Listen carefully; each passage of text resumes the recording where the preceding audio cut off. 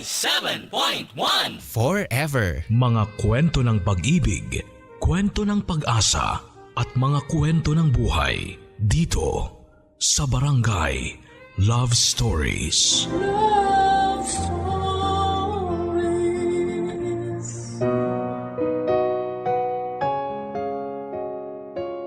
Masarap mabuhay kung wala sana tayong mga suliraning pinoproblema. Pero ang katotohanan, parte na ng buhay natin ang pagkakaroon ng mga pagsubok. Mga pagsubok na karaniwang bumubuo sa ating nakaraan at humuhubog sa ating pagkatao. Ganito ang sentimiento ng letter sender natin ngayong araw na tatawagin natin sa pangalang May. Patong-patong na problema ang kanyang kinaharap sa puntong muntik na siyang sumuko sa buhay. Pero sa kabila ng lahat ng mga hamong kanyang pinagdaanan, bakit mas pinili niyang huwag sumuko? Ito ang mga dapat ninyong abangan sa mga kwento ng pag-ibig, buhay at pag-asa.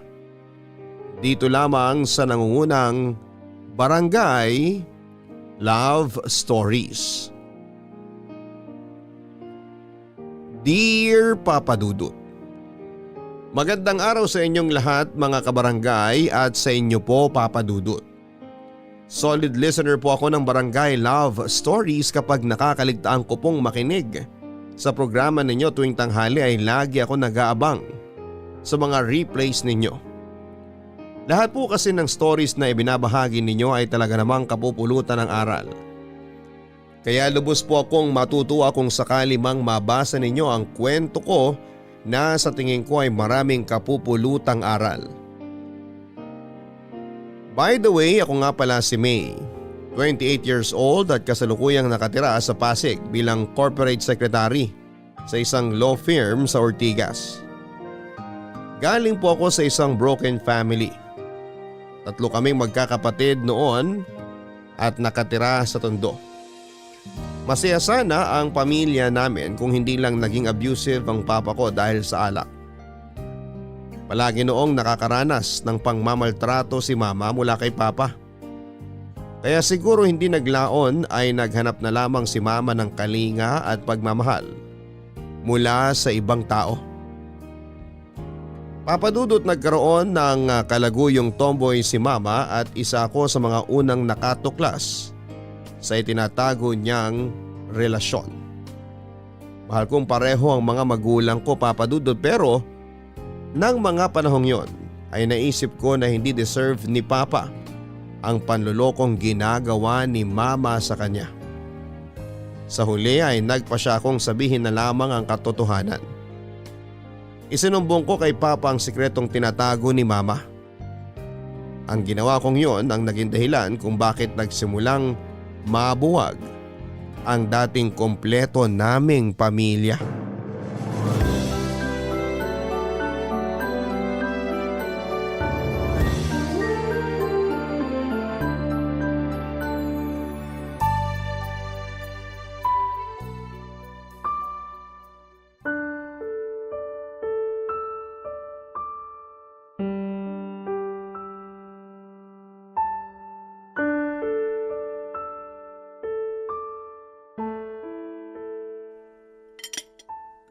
May anak, tulungan mo nga ako rito maghanda ng hapunan. Nagmamadali yata kayo. Pupuntahan nyo na naman ba yung kabit nyo? Ano bang pinagsasasabi mo dyan? Hala, sige na, maglabas ka na dyan ng mga pinggan. Ma, alam na namin kung anong ginagawa mo kay Papa. Alam na namin ni Kuya ang sikreto mo. Wala akong sikreto. Wala akong alam sa mga binibintang mo sa akin, ha? Nahuli ka na po namin. Huwag na kayong magsinungaling. May kabit kayong tomboy. May! Halika nga dito. Saan mo naman nakuha yung mga pinagsasasabi mong yan, ha? Nakita mismo ng mga sarili kong mata. Nahuli ko kayong dalawa, Ma. Sino pang nakakaalam yan? Ako, at saka si Kuya. Wag na wag bumababanggit yan sa tatay mo, ha? Bakit? Natatakot ba kayo? Natatakot kayo na malaman ni Papa ang totoo? Pero hindi kayo natatakot na gumawa ng kasalanan? Anak, alam mo kung anong pwedeng gawin sa akin ng papa mo kapag nalaman niya yung totoo. Pues itigil nyo na to, Ma. Hiwalayan nyo na yung tomboy na yon. Hindi ko magagawa yon. Mas mahalaga ba siya kaysa sa amin? Mas gugustuhin mo pang masira ang pamilya natin kaysa tigilan nyo yung panlulokong ginagawa nyo kay Papa? Itigilan natin tong usapan na to. Wala tayong dapat pag-usapan pa at wala ka ring sasabihin sa papa mo. Naiintindihan mo ba? Ang selfish nyo! Napaka-selfish nyo!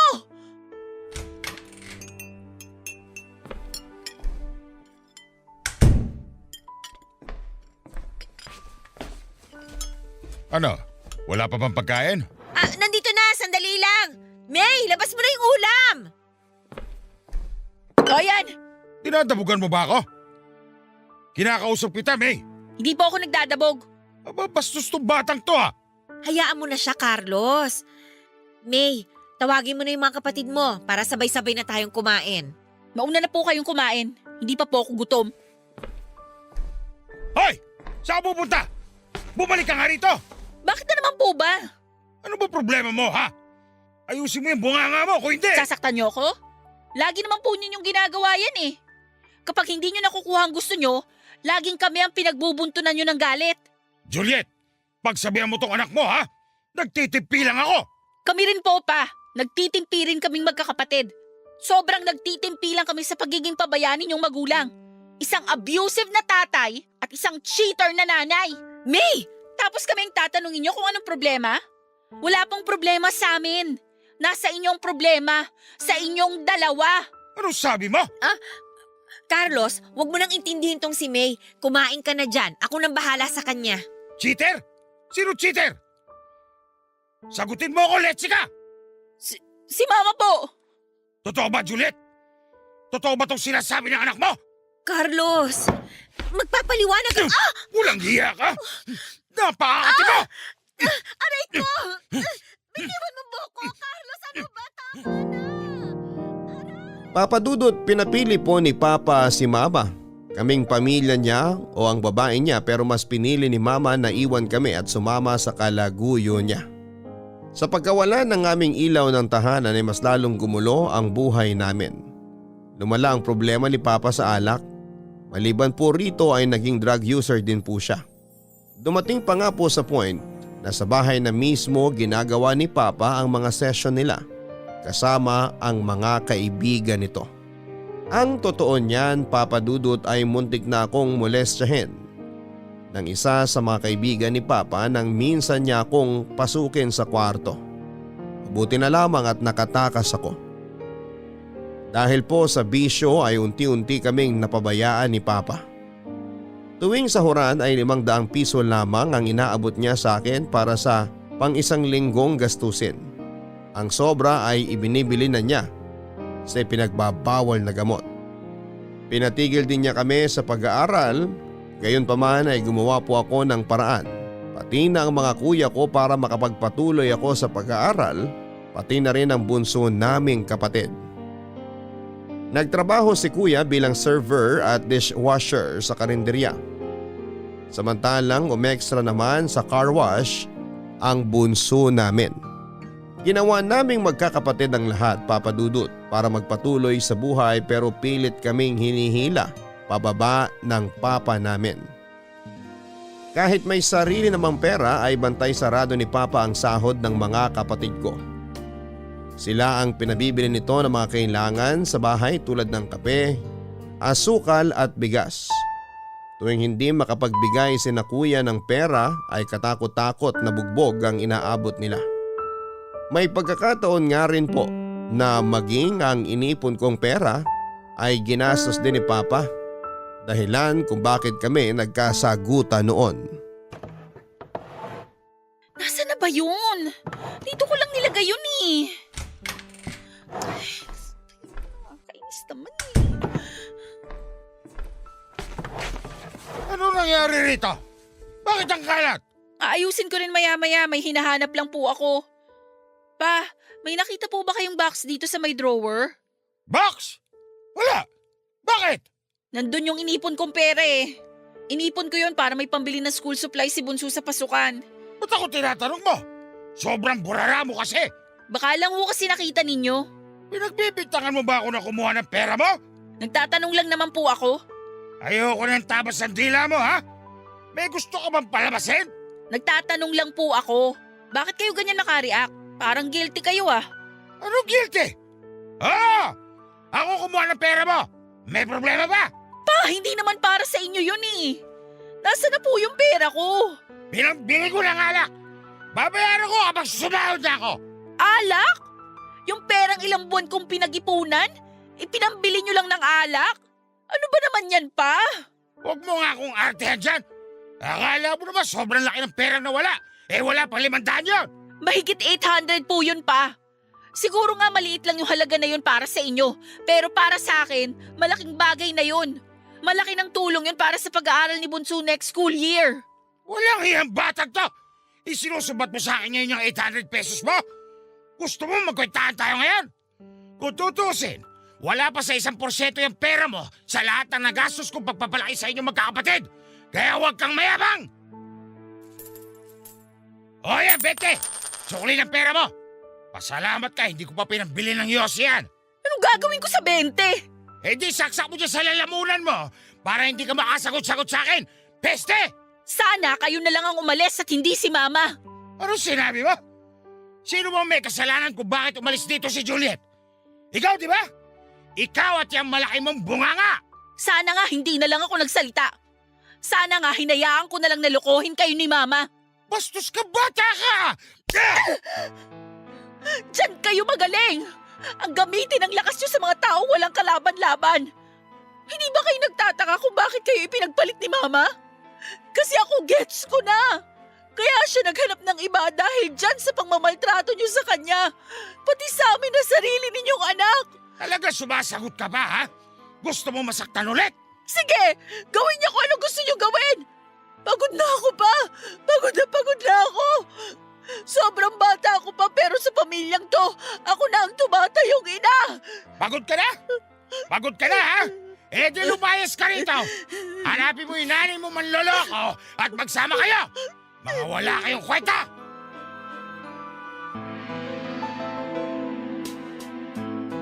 Papadudot kahit sawa at pagod na ako sa dinaranas naming buhay ay nagtiis ako. Tiniis ko ang kapabayaan at pananakit sa amin ni Papa. Third year college na kasi ako noon at ayokong sayangin ang pagkakataong yon para makapagtapos sa pag-aaral at makapaghanap ng maayos na trabaho. Isa pa ay hindi ko naman alam kung nasa ang lupalop ng bansa si Mama noon. Kaya wala akong choice kundi ang magstay kay Papa. Mahirap po ang maging estudyante lalo na kung hikahos ka sa buhay. May pagkakataon noon na 30 pesos lang ang baon ko papunta ng eskwela. Hindi pa sapat bilang pamasahe. Minsan tuwing may gagastusin para sa school ay nilalakad ko na lamang pauwi galing sa eskwelahan. Tandang-tanda ko pa nga hanggang ngayon ang mga araw na binabagtas ko ang kahabaan ng Sampaloc hanggang Divisoria para lamang mapagkasya ang kakarampot na perang dala-dala ko. Ang mga paghihirap kong ito ay naging rason kung bakit mas nagpursige akong makapagtapos sa kolehiyo. Mabuti na lamang po at scholar ako at kahit papaano ay malaki ang naitulong nito sa pag-aaral ko. Ako na lamang kasi ang inaasahan ng mga kapatid ko na magtaguyod sa kanila kaya naman po ginamit ko sila bilang inspirasyon. Hanggang sa sumapit na nga po ang araw na pinakahihintay ko. Ito ay ang makapagtapos ako sa wakas sa pag-aaral. Ang graduation day ang araw na pinakahihintay ko noon. Ito sana ang isa sa mga pinakamasayang araw ng estudyante dahil sa wakas ay makapagtatapos na sila after 4 years. Pero sa halip na maging masaya ay nakaramdam po ako ng lungkot sa mismong graduation day ko, Papa Dudut. Business Administration major and marketing po ang tinapos ko pero mag-isa lamang akong nagmarcha sa graduation dahil hindi dumalo si Papa. Busy rin naman noon ang mga kapatid ko sa kanya-kanya nilang trabaho kaya mag-isa lamang po akong tumanggap ng diploma ko. Mabuti na lamang at kasama ko ang nooy nobyo kong si Angelo para suportahan ako. Pero sa hindi naasahang pagkakataon, pagkababa ko ng stage ay isang pamilyar na mukha ang nakita ko. Nakita ko po si Mama na nakatayo malapit sa stage kasama ang bunso kong kapatid at si Angelo. Agad na namuo ang luha sa mga mata ko ng oras na yon, Papa Dudut. Matapos ang napakahabang panahon ay muli kong nakita si Mama. Sa halip na bumalik ako sa upuan ko ay tinakbo ko ang kinaroroonan ni Mama at niyakap ko siya ng mahigpit. Wala na akong pakinoon kahit na pagtinginan kami ng mga tao at suwayin ako ng mga bantay dahil pinababalik na ako noon sa upuan ko. Masaya lamang po kasi ako na kahit papaano ay may isang magulang na nagpunta sa pinakamahalagang araw ng buhay ko.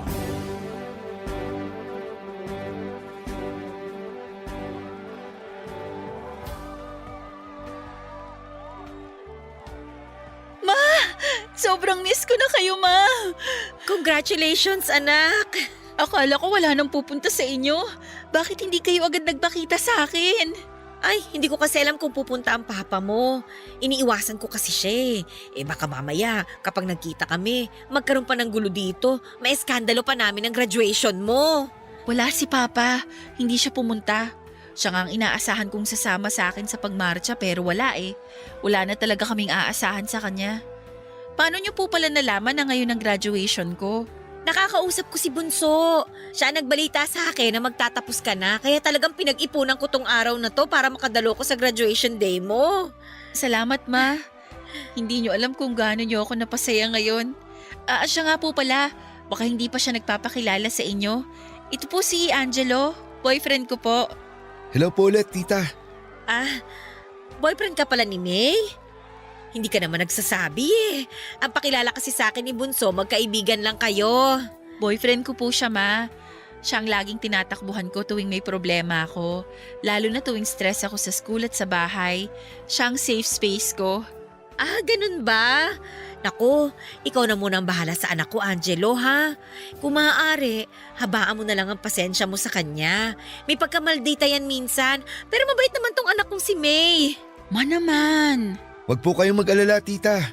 Hindi ko po pababayaan ang anak nyo. Mabuti naman kung ganon. Pasensya na anak ha. Tinakasan ko yung responsibilidad ko sa inyo. Alam kong hindi ako naging mabuting ina. Pero araw-araw kong ipinapanalangin sa Diyos na sana malampasan ninyo ang bawat problemang dumarating sa buhay ninyo. Alam niyo ba, Ma? Isa kayo sa mga inspirasyon ko kaya pinilit ko talagang makapagtapos. Kumusta na kayo? Maayos ba ang buhay niyo sa papa niyo? Naku, Ma, kung alam mo lang, mas lumala pa si Papa simula nung nawala ka. Kung ano siya nung umalis ka, mas grabe siya ngayon. Hindi ka ba niya sinasaktan? May mga pagkakataon na nananakit siya, pero nasanay na ako doon. Parang parte na nga ng araw-araw naming buhay ang makatanggap ng galit ni Papa eh. Hayaan niyo, kapag nakaluwag-luwag ako, kapag nakapag-ipon na ako ng pera, kukunin ko na kayo magkakapatid kay Carlos. Masakit para sa akin na malaman na sinasaktan niya kayong mga anak ko at sisiguruhin kong mananagot siya sa mga ginagawa niya. Sana nga po dumating na yung araw na magkasama-sama na tayo ulit. Ano na ngayon ang plano mo? Maghahanap ka na kagad ng trabaho? Opo, yun po ang plano. Ayoko nang magsayang ng oras. Gusto ko nang magtrabaho agad para makaalis na tayo sa mahirap nating buhay. Tsaka nag-promise ako kay Bunso na tutulungan ko siya sa pag-aaral. Kayo magkakapatid na lang muna ang magtulungan ha. Wala na naman na kayong ibang aasahan kundi ang mga sarili niyo eh. Sorry talaga kung hindi kami naging maayos na magulang sa inyo ng papa ninyo. Maaga kaming sinubok ng kapalaran eh. Huwag kayong mag-alala, Ma, kayang-kaya na namin ang sarili namin. Ngayong nakapagtapos na ako nang bahala sa mga kapatid ko. Basta kung kailangan mo ng tulong, lumapit ka lang sa akin ha. Salamat po, Ma. Hindi pa ba tapos tong graduation nyo? Para sana makaalis na tayo at makapag-banding kahit naman papano. Hindi pa po, Ma eh. May closing speech pa, tsaka kakanta pa kami. Maupo muna kayo dyan, mahaba-haba pa po to. Ay, siya, sige. Bumalik ka na sa upuan mo. Hindi na maganda ang tingin sa atin ng teacher mo, oh.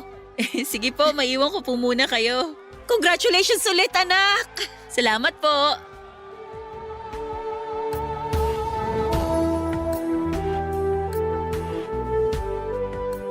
After graduation, Papa Dudut ay hindi na sumama si Mama pag-uwi. Hindi pa raw kasi siya handang harapin si Papa at isa pa ay takot pa rin siyang magpakita sa kanya. Dahil wala namang pera ay hindi na namin nagawang mag-celebrate pa sa milestone na dumating sa buhay ko. Pagka-uwi ay agad kong hinanap si Papa para sana ipakita sa kanya ang dala kong diploma. Inaasahan ko na kahit papaano ay matuwa siya kapag nalaman niyang napagtapos ko na ang sarili ko. Pero ang ine-expect kong reaksyon mula kay Papa ay hindi ko nakuha, Papa Dudut. Sa halip kasi na matuwa ay galit ang sinalubong niya sa akin. Nang ibigay ko sa kanyang diploma ko ay inihagis lamang niya ito pabalik sa akin. Muntik nga po akong matamaan sa mata dahil nakalagay ang diploma ko sa isang hard plastic. Sa halip na congratulations, ang marinig ko mula sa ama ko ay sari-saring mura ang lumabas sa kanyang bibig. Sobrang sakit, Papa Dudut, na marinig ang mga ito sa magulang ko. Lalo na sa mismong araw kung saan ay dapat na nagsasaya kami. Nalaman ko na lamang na kaya pala galit na galit si Papa ay nakita niya sa Facebook na magkasama kami nila Mama. Gusto niyang hanapin si Mama dahil ayon sa kanya ay gusto raw niyang patayin si Mama dahil sa ginawa niyang pagtataksil. Sobrang iyak ko ng araw na yon, Papa Dudut. Dahil sa lungkot at takot. Hindi ko mawari kung paanong ang dating masaya naming pamilya ay humantong sa ganitong kalupit na sitwasyon. Mabuti na lamang at palaging nasa tabi ko ang boyfriend kong si Angelo na handang umalalay sa akin. Oh, huwag ka na malungkot dyan. Di ba nga dapat happy lang? Palagi na lang ganun ang nangyayari. Kapag masaya ako, binabawi agad tuwing nasa loob ako ng bahay. Hindi ko man lang magawang lumigaya ng isang araw sa bahay namin. Huwag na muna nating isipin yung ginawa ng papa mo. Ang isipin na lang natin yung mga magagandang nangyari ngayong araw. Graduate ka na tapos nakita mo pa si mama mo. O di ba? Mas maraming happy moments kaysa bad experience. Ang hirap lang kasing maging masaya kung alam mong may taong hindi masaya para sa'yo. Ang masaklap pa, tatay ko pa ang hindi masaya para sa akin. Grabe rin naman kasi ang papa mo. Kung ituring kayo parang hindi kayo anak. Hindi na kami mahalaga para sa kanya eh. Alam mo kung anong mas mahalaga sa buhay niya? Yung bisyo niya. Alak, sigarilyo, barkada. Ni minsan hindi man lang niya inisip ang kapakanan namin.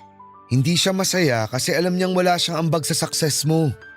Alam niya sa sarili niya na ikaw lahat ang naghirap para makarating sa kung nasan ka man ngayon. Kasalanan ko ba kung ganun ang nangyari? Kung hindi niya kami kayang buhayin, di kami na mismo ang bubuhay sa sarili namin. Mahirap iasa ang buhay sa taong wala ng pag-asang magbago. Bakit kasi hindi pa kayo kunin ng mama mo?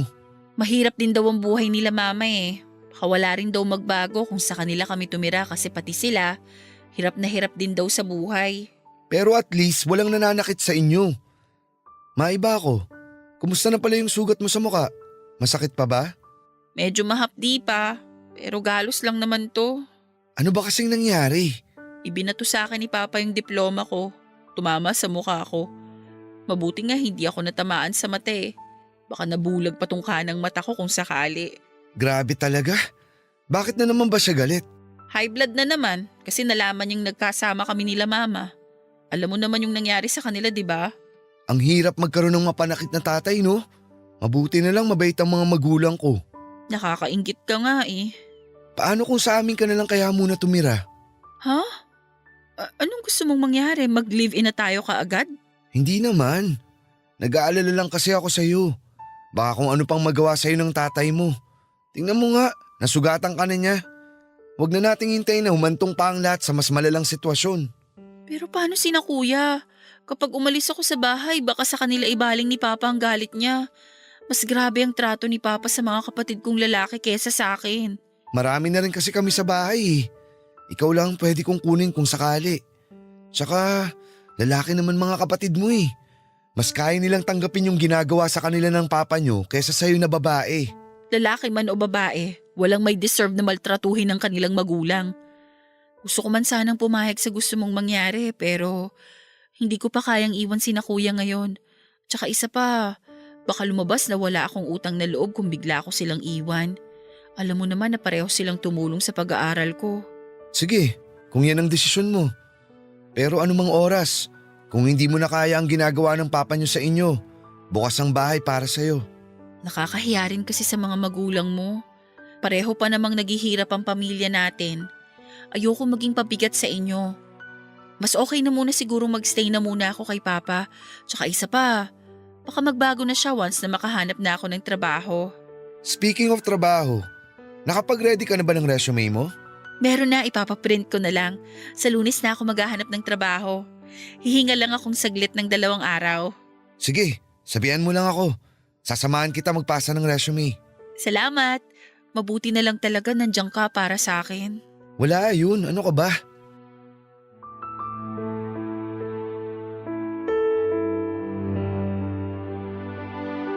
Papadudod sa mga sumunod na buwan ay nanatili ako sa poder ni Papa. Tiniis ko ang mga pananakit niya sa amin habang pilit akong naghahanap ng trabaho. Pero ang pagtitiis po ng isang tao ay may hangganan din.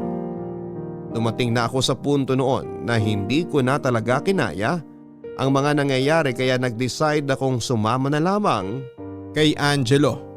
Hindi kalaunan ay nabalitaan ko na lamang na maging sina kuya at ang bunso naming kapatid ay nilayasan na rin si Papa.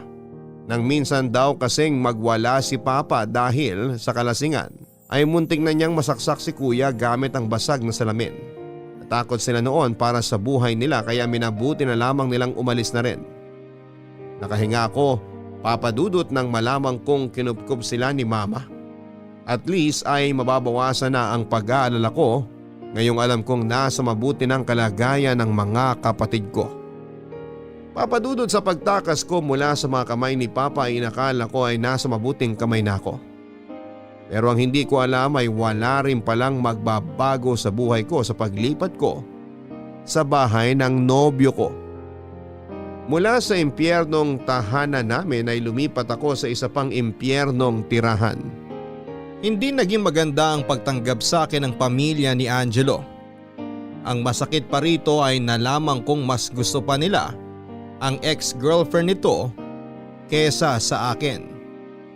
Sa kabila ng hindi magandang pagtanggap sa akin ng pamilya ni Angelo, ay nanatili pa rin po ako doon dahil sa kahilingan ng boyfriend ko.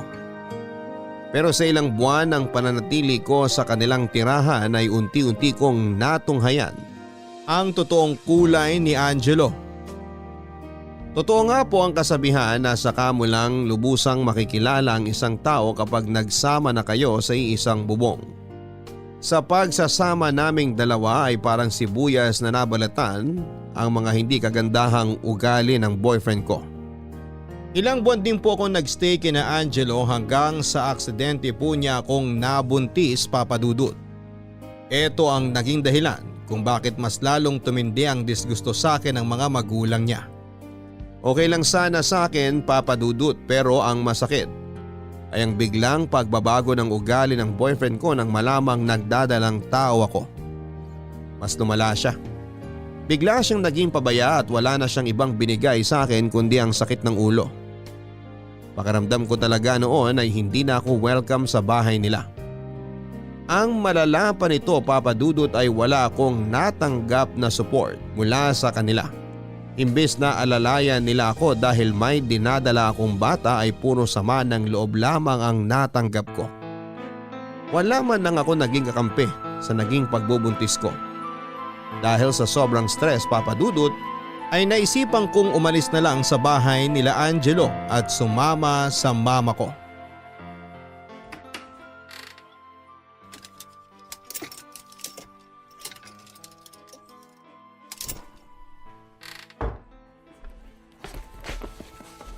Anong ginagawa mo?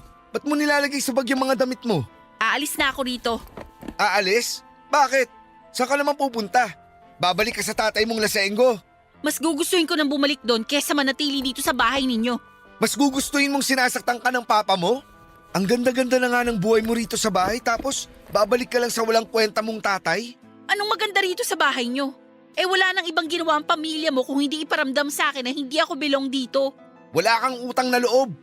Ako ang tumulong sa'yo nung wala ka mapuntahan dahil gusto mong takasan yung walang kwenta mong tatay.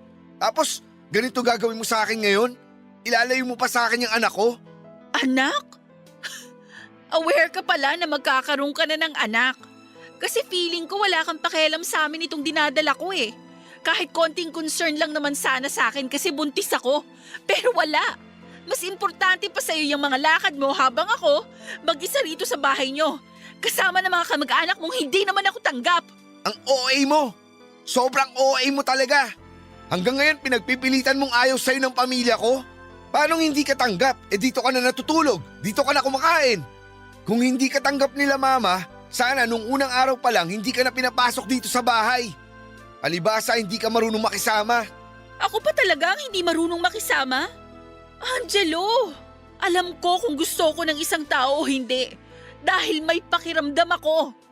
Hindi ako manhid at basang-basa ko ang mga tao rito. So ngayon, kung hindi nila ako gusto, aalis na lang ako. Hindi ako makakapayag. Dito ka lang. Wala kang karapatan para pigilan ako. Ako ang tatay ng batang nandyan sa tiyan mo. Simula nung naisip mong mambabae, nawalan ka na ng karapatan sa batang to. Ha? Paano mo nalamang? Akala mo hindi ko alam? Angelo, tahimik lang akong tao. Pero alam ko ang mga nangyayari sa paligid ko. Alam na alam ko kung ano mga pinagagawa mo pero pinili kong tumahimik para sa magiging anak natin dahil ayoko siyang mawala ng ama. Pero sumusobra ka na eh. Hindi porkit hindi na ako umiimik. Ibig sabihin nun may karapatan ka ng lukohin ako. Nay, isang beses lang yun. Alam mo naman na ikaw pa rin ang pipiliin ko sa huli. Isang beses? Hindi lang isang beses yun. Aamin ka na lang magsisinungaling ka pa? Hindi mo lang ako isang beses na niloko. Alam mo kung ano pang mas masakit? Nambababae ka na nga. Namamakla ka pa. Ano? Hindi ako sapat? Lahat na lang pinapatulan mo? Nakakadiri ka! Please naman, wag mo naman ilayo sa akin ang magiging anak natin. Ilang beses kitang tiniis. Kahit puro sama ng loob at sakit ng ulong binibigay mo sa akin dahil mas priority mo ang mga kaibigan mo. Wala kang narinig sa akin. Pero hindi ako nagreklamo dahil alam kong marami kang naitulong sa akin. Maganda ang naging pakikitungo mo sa akin noon. Pero ngayon, sobra na tong ginagawa mo. Ikaw na nga lang itong natitirang kakampi ko sa mundong to. Pero pati ikaw tinalikuran mo ako. Tapos ngayong aalis na ako, bigla kang magmamakaawa sa akin. Hindi na. Naubos na mga chance ang binigay ko sa'yo. Simot na. Ang yabang mo namang magsalita. Akala mo naman may napatunayan ka na. Wala kang ang trabaho hanggang ngayon. Kung gusto mong bumalik sa dati mong buhay, pues, good luck sa'yo. Bumalik ka sa pamilya mong lasenggo, cheater at mga walang tinapos. Mabuti pa nga. Mas mabuti pa sila. Alam kong totoong ugali nila. Kesa naman sa'yo at sa pamilya mong plastic. Akala mo kung sino mga santo, pero ang mga sungay nakatago sa mga naglalakihan ninyong ulo. Magsama-sama kayo ng mga babae mo. Lumayas ka na lang, ang dami mong kuda. Lalayas talaga ako. Tandaan mo tong araw na to. Dahil hindi kita bibigyan ng pagkakataong makita ni anino ng anak natin. Papadudot lumipat ako sa mama ko kung saan naroon nakatira ang dalawa kong kapatid. At least sa poder ng mama ko ay magagabayan at maalagaan niya ako dahil sa totoo lang po ay nakakatakot ang magbuntis, lalo na't first time ko lamang ito. May mga pagkakataon noon na hindi ko na alam kung ano ang gagawin ko dahil wala naman akong malapitan noong nakatira pa lamang ako kina Angelo. Bukas palad akong tinanggap ni mama sa bahay nila kahit na hindi ito gaanong kalakihan. Ang problema nga lang papadudot ay nagtampo po sa akin ang kuya ko nang malamang buntis ako. Nadismaya raw siya dahil sa mga hirap na pinagdaanan namin para makapag-aral ako ay magpapabuntis lamang ako sa lalaking hindi naman pala ako kayang panindigan. Sinayang ko lang daw ang diploma ko. Sa halip na nagtrabaho na ako para sa pamilya namin ay nagdagdag pa ako ng isa pang buhay na makakasama namin sa hirap. Naiintindihan ko naman po kung saan nanggagaling ang tampo ng kuya ko. Totoo naman ang mga sinasabi niya. Hindi ko rin noon inakalang magdadalang tawa ko at lalong hindi ko inaasahang biglang matatapos ang relasyon namin ni Angelo. Plano ko naman po talagang makahanap kaagad ng trabaho at bumangon mula sa kahirapan, kaso nga lang po ay naging mailapang swerte sa akin. Ang ginawa ko na lamang po ay ibinigay ko ang buong oras ko sa batang nasa sinapupunan ko hanggang sa maipanganak ko ito. Oh, May! Anong ginagawa mo mag-isa dito sa labas? Wala po, nagpapahangin lang po ako. O nasan yung anak mo? Nasa loob po, binabantayan ni Bunso. Ah, anong oras na ba? Maaga pa naman, samahan na muna kita rito. Okay lang ba? Sige po. Wala ka na ba talagang planong ipakilala yung bata sa tatay niya? Wala na, Ma. Burado na yung taong yun sa buhay namin ng anak ko. Hindi nga niya magawang magpakatatay nung ipinagbubuntis ko pa lang si baby eh. Ngayon pa kaya? Pero may karapatan pa rin naman siya sa anak ninyo. Katulad ni Papa. May karapatan din siya sa amin pero ayaw niyo na kaming pabalikin sa kanya, di ba? Ganon din ako, Ma. Inaalala ko lang ang kapakanan ng anak ko at alam kong mas makakabuting lumayo na lang siya sa tatay niya dahil walang mapapala ang bata kay Angelo. Ang tanong, okay lang ba kay Angelo ang naging desisyon mo? Wala namang paki yun sa amin. Never nga siyang gumawa ng paraan para pabalikin kami sa buhay niya. Ayos na rin yun. At least wala na kaming pinoproblema pa ng anak ko. At saka hindi pa handang bumuo ng pamilya yung taong yun. Basta ba wag siyang manggugulo? Subukan lang niya. Makakatikim siya sa mga kapatid ko. Galit din si kuya dun eh. Akala ko talaga mabait na tao yung Angelo na yan. Ako rin po eh. Kaso lumabas ang totoo niyang kulay nung tumira na ako sa kanila. Ay naku, Ma. Huwag na nga natin siyang pag-usapan. Masisira lang ang gabi ko. O ay siya, sige. Ano bang gusto mong pag-usapan natin? Heart to heart talk, nanay sa nanay. Nung ipinanganak mo ba kami, wala kang pagsisisi? Ano ka ba? Wala. Kasi blessing kayo mula sa Panginoon. Alam mo, ako nga ang pinakamasayang babae sa balat ng lupa nung ipinanganak ko kayo. Kasi kahit hirap sa buhay, kayo nagbibigay ngiti sa amin noon ng papa mo. Bakit mo naman natanong yan? Nagsisisi ka ba sa nangyari? Masaya rin naman po ako. Tinuturing ko rin na blessing ang baby ko. Pero hindi ko lang maiwasang manghinayang. Na-delay yung mga plano ko sa buhay dahil nabuntis ako. Sorry, Ma, ha? Kasi imbis na magtrabaho ako, nagdagdag pa ako ng gastusin dito sa bahay. Naiintindihan naman kita. Pero wag mong isipin na pabigat ang anak mo. Ang mga anak, milagro yan na nanggaling sa itaas. At trabaho natin bilang magulang na alagaan sila, palakihin, at saka gabayan para maging mabuting tao. Naunsyami yung sanay oras mo sa pagtatrabaho ka mo? Pwede mo pa namang gawin yan sa mga susunod na taon. Kapag lumaki-laki na yung bata, pwede ka pa rin namang maghanap ng trabaho. Bakit parang ang malas ko sa buhay? Siguro masamang tao ako sa past life ko. Tapos hanggang ngayon, pinagbabayaran ko pa yung mga kasalanan ko. Isipin mo, Ma, ipinanganak akong mahirap. Lumaki ako sa pamilyang hindi buo. Nagkaroon ako ng abusive na tatay. Tapos kung kailan magsisimula na ako ng bagong chapter ng buhay ko, saka naman ako nabuntis at pinabayaan. Ang tawag dyan, pagsubok. Mga pagsubok na huhulma sa'yo nang sa ganon, may ready mo yung sarili mo kapag ibinigay na sa'yo ng Panginoon ang buhay na deserve mo. Para ka lang nag-aaral maglakad. Ilang beses kang madadapa hanggang sa matutunan mo na kung ano ang tamang gawin sa hindi. Ma, ganun ba talaga yon? Abay, oo naman. Kaya tuwing sinusubok ka ng tadhana, isipin mo na lang na kapag nalampasan mo ito, may reward na naghihintay sa'yo. Pero i-promise mo sa akin, anak, na huwag kang gagaya sa akin, ha? Marami akong mga naging desisyon sa buhay ko na hanggang ngayon ipinagsisisihan ko pa rin. Matuto ka sa mga kamalian ko nang sa ganon, hindi mo na ito maulit sa anak mo. Alam ko po yun. Hinding-hindi ko talaga ipaparana sa anak ko kung ano mga naranasan kong paghihirap. Kaya nga kung maaari lang, gusto ko na magtrabaho eh. Ayokong magkamuwang ang anak ko na ang sasalubong sa kanya ay kahirapan. Gusto ko ang mga unang alaala niya sa mundong to. Isang maayos at masaganang buhay. Yan! Dapat ganyan ang mindset mo. Mabuti yan, anak. Magpatuloy ka lang sa pangangarap. Huwag kang mawawala ng pag-asa. Huwag kang susuko para sa anak mo.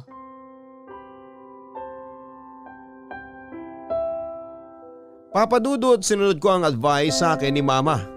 Hindi ako nawala ng pag-asa at kumapit ako sa mga pangarap ko.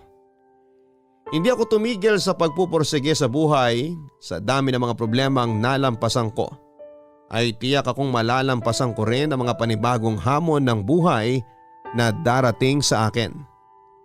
Hinintay ko pong lumaki ng ilang taon ng anak ko bago ako naghanap ng trabaho.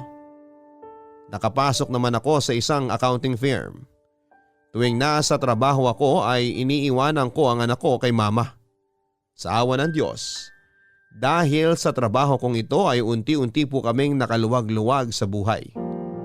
Simula noong nagkaroon ako ng trabaho ay para bang tumaas bigla ang tingin sa akin ng mga taong dating umaalipusta sa akin. Kung dati sobrang baba ng tingin nila sa akin, ngayon ay tinitingala na nila ako. Matapos ang isang taon ay nag-resign po ako sa trabaho at lumipat sa isang mas promising na trabaho. Pumasok ako sa isang law firm kung saan doon ako ay mas nagtagal. Sa panahong pong yun ay unti-unti ko na pong nakakamit ang mga pangarap ko. Pero hindi lang po doon nagtatapos sa mga blessing na natanggap ko. Dahil isang tao rin po ang ipinagkaloob sa akin ni Lord para maging parte ng buhay ko. Papa Dudut, sobrang laki ng pasasalamat ko sa Diyos dahil hindi niya kami pinabayaan. Nagkaroon ako ng trabaho na siya na ngayong pinagkukunan namin ng panggastos para sa pamilya ko. Ang dating pinapangarap ko lamang na buhay ay nakamit ko na. Ako na rin po noon ang nagpapaaral sa bunso naming kapatid na malapit na rin noong makapagtapos. Talagang may tamang oras nga ang lahat at darating din ang araw na matagal na nating ipinapanalangin. Pero ang isa na siguro sa mga pinakamasayang blessing na natanggap ko sa buhay ko, Papa Dudut, ay nang makilala ko si Riel. Ang totoo po niyan ay ayoko na sanang magmahal muli noon. Pero pinush ko ang mga kaibigan ko at sinabing huwag matakot na buksan muli ang puso ko na siya namang ginawa ko. Kaidaran ko lamang po si Riel na nakatira sa Pasig. Tulad ko ay isa rin siyang single parent.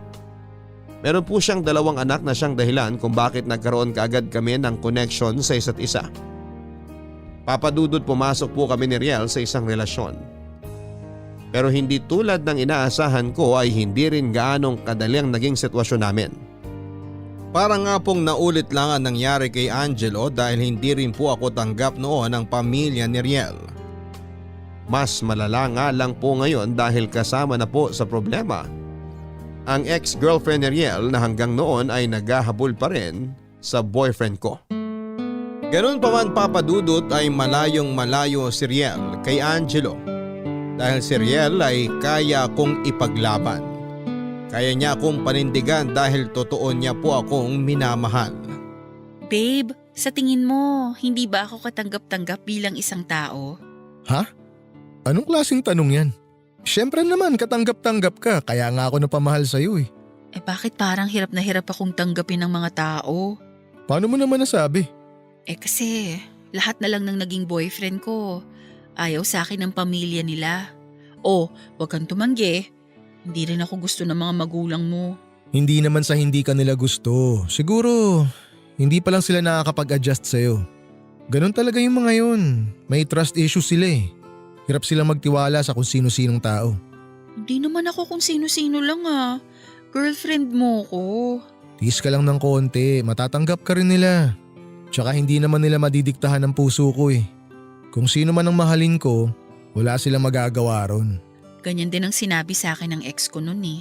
Ayaw din sa akin ng pamilya niya. Kaya ayun, hindi kami nagtagal. Itong nangyayari ngayon, nangyari na noon sa akin. Natatakot lang ako na mauwi rin tayo sa same ending. Nakakalungkot naman eh, kinukumpara mo ako sa ex mo. Hindi kita ikinukumpara sa ex ko. Sinasabi ko lang ang pagkakatulad ng sitwasyon ko noon sa sitwasyon ko ngayon. Pero ibang-iba ka sa ex ko. Maniwala ka sa akin. Talagang malayo ko sa ex mo. Alam mo kung bakit? Kasi hindi kita iiwan. Hindi kita pababayaan kagaya ng ginawa niya sa'yo. Talaga ba? Oo naman. Kaya sana ganun ka rin sa akin. Kaya nga ako natatakot kasi ayokong mawala ka. Kahit na kung ano-ano pang kasiraan ang sinasabi sa akin ng ex mo sa social media. Bakit? Anong sinasabi ni Lisa tungkol sa'yo? Pinost niya sa Facebook na kabit mo raw ako. Sabi pa niya, inagaw daw kita sa kanya pati na ang mga anak ninyo. Pero alam mo namang hindi totoo yun, di ba? Matagal na kaming hiwalay ni Lisa. Tsaka isa pa, hindi naman kami kasal. Oo, alam ko. Pero ang tanong, alam ba yan ng mga chismosa sa Facebook? Lakas nilang makabash sa akin pero hindi naman nila alam ang totoong kwento. Nagpapaniwala agad sila sa one-sided story. Hayaan mo. Kakausapin ko siya para tumigil na siya. Wag na. Mahirap pigilan ng tao lalo na kung inggit na ang nananalaytay sa buong pagkatao niya. Tsaka pag kinausap mo pa siya, ibig sabihin lang no na tumalab ang pagpapapansin niya sa'yo. Isang beses lang, kakausapin ko lang na masinsinan. Ayoko rin naman kasi na binabastos kanya ng ganun-ganun na lang. Kailangan kitang ipagtanggol sa mga taong naninira sa'yo kasi part yun ng role ko bilang boyfriend mo. Kaya ko naman ang sarili ko. Ako pa? Sa dami ng pinagdaanan ko sa buhay, hindi na uubra sa akin ng isang babaeng better. Kaya hayaan mo na lang siya, huwag mo nang pansinin. Kapag pinatulan natin siya, lalong lalaki ang apoy. Gusto niya ng gulo eh. Yun ang gusto niyang mangyari, kaya huwag nating ibigay yun sa kanya. Hahayaan mo na lang na sirain niya yung pangalan mo sa social media. Kilala ko ang sarili ko. Kilala mo ang pagkatao ko. Kilala rin ako ng mga taong malalapit sa akin. Yun ang importante. Wala na akong pakialam sa mga taong agad-agad nagpapaniwala sa fake news. O ikaw bahala. Sabi nga nila, silence is the best response to a fool. O, English yon. Tama nga naman. Hayaan na lang natin siyang mamatay sa inggit.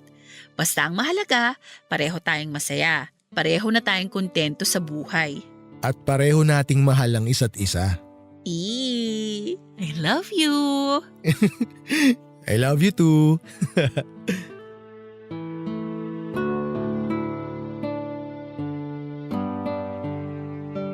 Papadudot sa kabila ng mga ayaw sa relasyon namin ni Riel, ay nagpatuloy at mas tumatag pa ang relasyon naming dalawa.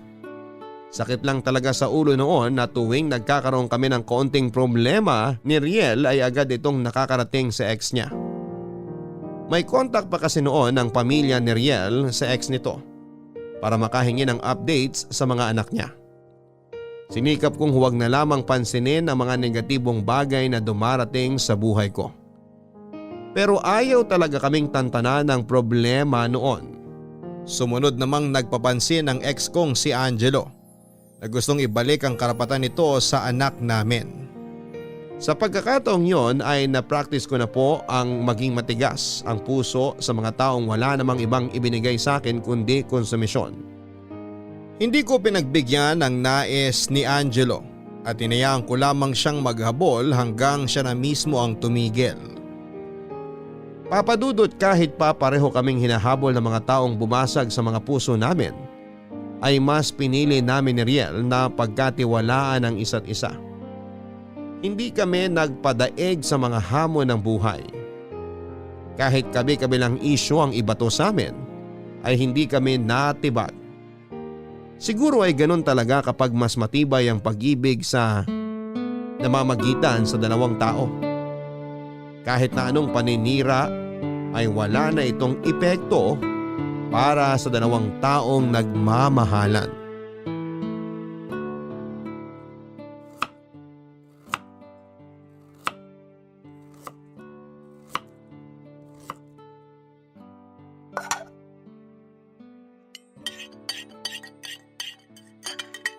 Babe, paabot naman ako ng sandok.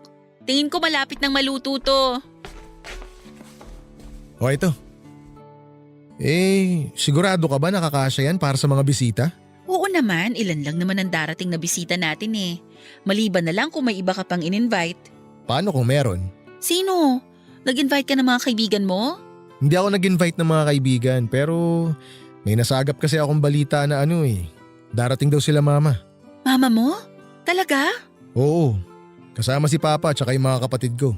Ibig mo bang sabihin? Alam mo kasi, hindi lang talaga sila nagpapakita ng emotions pero matagal ka na nilang tanggap, May.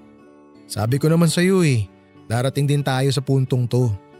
Salamat at naging mahaba ang pasensya mo. Naging malawak din ang pag-intindi mo sa kanila.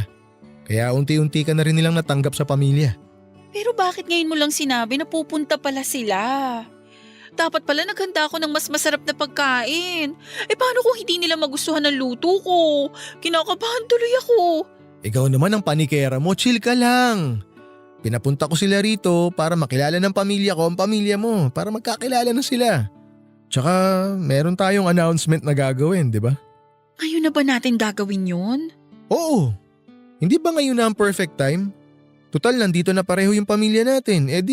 Sabihin na natin sa kanila yung good news. Baka naman magtampo si Bunso niyan. Para sa kanya tong celebration na to. Hindi naman siguro. Mas maganda nga yun kasi magkakaroon tayo ng double celebration. Graduation ng bunso nyo tapos engagement natin. Engaged na kayo? Uy, Ma, anong ginagawa mo dyan? Kanina pa ba kayo nakatayo dyan? Sasabihin ko sana na maghanda na. Teka, engaged na ba talaga kayo? Totoo ba yan? opo tita. Nag-propose na po ako kay May last week pa. Bakit ngayon nyo lang sinabi? Ma, iso-surprise nga sana namin kayo. Kaso, inunahan nyo na kami Oy! Congratulations anak! Hindi nyo alam kung gaano ako kasaya ngayon. Ito na siguro ang pinakamasayang araw ko bilang ina. Masaya ako makita kayong successful sa buhay. Asan yung singsing? Patingin nga ako! Eto, ang ganda no? Ay, naku naman, ang ganda nga. Bagay sa daliri mo anak.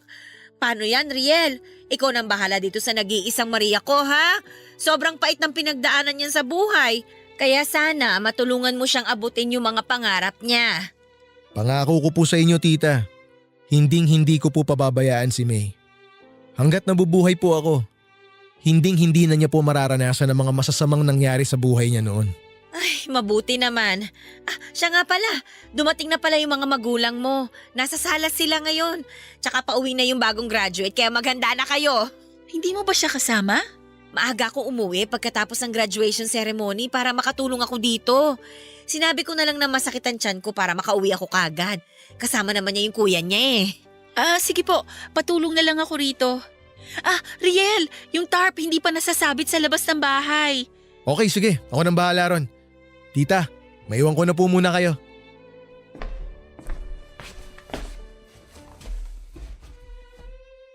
Sigurado ka na ba talaga kay Riel? Matagal kong pinag-isipan ang tanong na yan, Ma. Isa lang ang paulit-ulit na sagot ko dyan. Siya na talaga. Wala nang bawian. Wala na. Napakarami naming similarities na dalawa. Sa kanya ako nakahanap ng tunay na kaligayahan. Good listener din siya at sobrang thoughtful. Sa kanya ko lang naramdaman na deserve ko rin palang mahalin. Kung ganyan ang ipinaparamdam niya sa'yo, mukhang siya na nga talaga. Masaya ako para sa inyong dalawa. Salamat, Ma. Papadudot ngayong December na po kami nakatakdang ikasal ni Riel. For the first time matapos ang lahat ng pinagdaanan ko sa buhay. Sa wakas ay naramdaman ko na rin ang feeling na maging masaya. Lahat ng ito ay dahil sa pagsusumikap ko at syempre dahil na rin sa tulong ng mga taong totoong nagmamahal sa akin. Bagamat malayo pa kami sa hinahangad naming buhay, ay patuloy pa rin po ang pagsusumikap namin para maabot namin ang mga pangarap namin. Sa kasalukuyan ay nagsasama na kami ni Riel sa Pasig kasama ang anak ko at ang dalawa niyang anak. Ang malaki naming pamilya ay malapit na ring madagdagan ng isa pa dahil 2 months pregnant na po ako. Lumipat na rin sina mama at ang dalawa kong kapatid sa probinsya. Samantalang huling balita na natanggap ko mula kay Papa ay umuwi na rin siya sa sarili nilang probinsya. Wala na akong ibang mahihiling pa sa kung anuman ang estado ko sa buhay ko ngayon. Ang tanging ginagawa ko na lamang ay ang magpasalamat sa Diyos dahil sa mga blessings na natatanggap ko mula sa kanya. Nasa tahimik na buhay na sina mama, maayos na rin ang buhay ko kasama si Riel. Ang lahat ng hirap na pinagdaanan ko ay napalitan ng mga positibong bagay. Ito po ang kinalabasan ng hindi ko pagsuko sa buhay. Kaya ang advice ko sa mga nakikinig ngayon, kahit na anong dagok ang kaharapin natin, ay huwag na huwag po tayong susuko. Hanggang dito na lamang po, Papa Dudut, at sana po ay mapili po ninyong ikwento ang buhay ko. Salamat and more power sa Barangay Love Stories. Ang inyong forever kapuso at kabarangay, May. Dalawang salita lang ang aral na matututunan natin sa naging kwento ng kabarangay nating si May. Huwag susuko. Oo nga't dumarating tayo sa point ng buhay natin na sobrang pagod na tayo. Pero huwag po tayong sumuko, mga kabarangay. Pwede tayong tumigil at magpahinga, pero huwag na huwag tayong susuko sa hamon ng buhay. Dahil balang araw ay pasasalamatan din natin ang sarili natin kung bakit hindi tayo sumuko.